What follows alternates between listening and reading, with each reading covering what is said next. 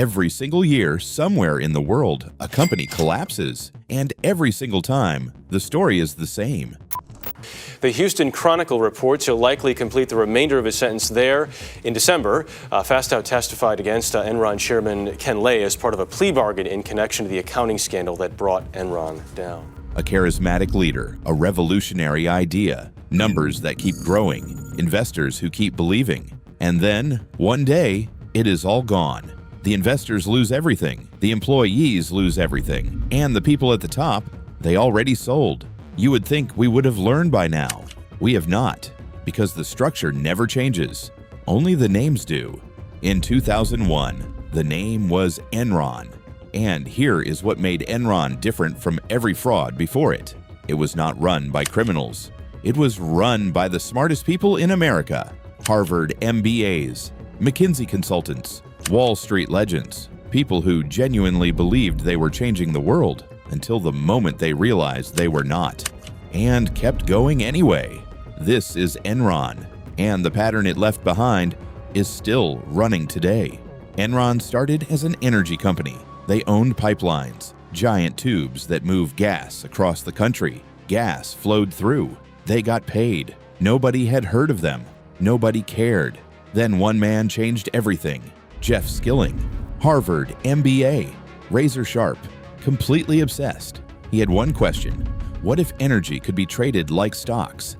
That question built an empire. Enron built trading floors that looked like Wall Street, hired 2,000 of the smartest graduates in America, paid them like Wall Street bankers, told them they were the smartest people in the room, and they believed it. By 2000, revenue hit $100 billion. Fortune magazine, most innovative company in America, 6 years in a row. But here is what nobody was asking.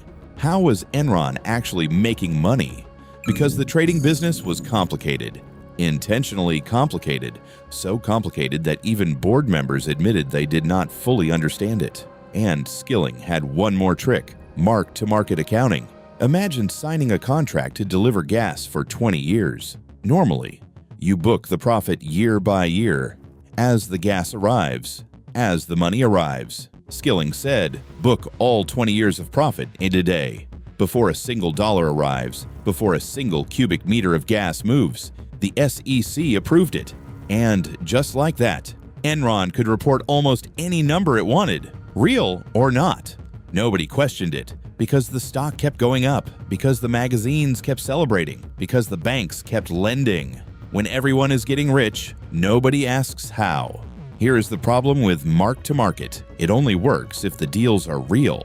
Enron's were not. They were booking profits from contracts that had no customers, projects that did not exist, revenue from businesses that had never made a single dollar. And when the real numbers started looking bad, they hid them. Andy Fastow, Enron's chief financial officer, created over 3,000 fake companies, not hundreds. 3,000 shell companies with names like LJM Cayman and Raptor. Their only purpose: hide Enron's debt, make the balance sheet look clean. And Fastow was personally getting rich by hiding the evidence that Enron was falling apart. But what happened next? Yes, Mr. Chairman. My counsel, Mr. John Kecker, is seated next to me. Okay. For the record, could you spell Mr. Kecker's name for us? Keker. Thank you, Mr. Kecker. You will not believe. In 2000 and 2001, Enron traders were deliberately causing power outages across California. They had code names for their strategies: Death Star, Fat Boy, Get Shorty. They were shutting down power plants on purpose, creating artificial energy shortages, driving electricity prices through the roof, then selling that electricity back to California at 20 times the normal price. Hospitals lost power, traffic lights went dark, elderly people died in the heat, and the Enron traders?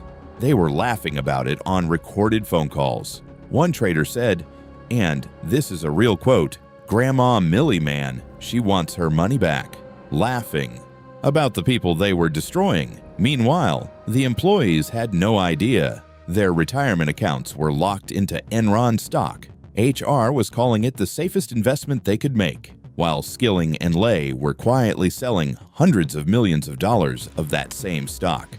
legally, with smiles on CNBC. One person saw what was happening. Her name was Sharon Watkins, vice president at Enron. In August 2001, she wrote a 7-page letter to Kenneth Lay. I am incredibly nervous that we will implode in a wave of accounting scandals. Lay forwarded it to the lawyers. The lawyers said, no legal obligation to act. He did nothing. And what happened 3 months later changed America forever. October 2001, Enron announces a $618 million loss. The stock collapses overnight. What they find is catastrophic.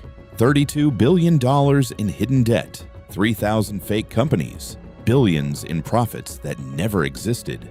Arthur Andersen, one of the largest accounting firms in the world, the firm that approved every single Enron audit, starts shredding documents.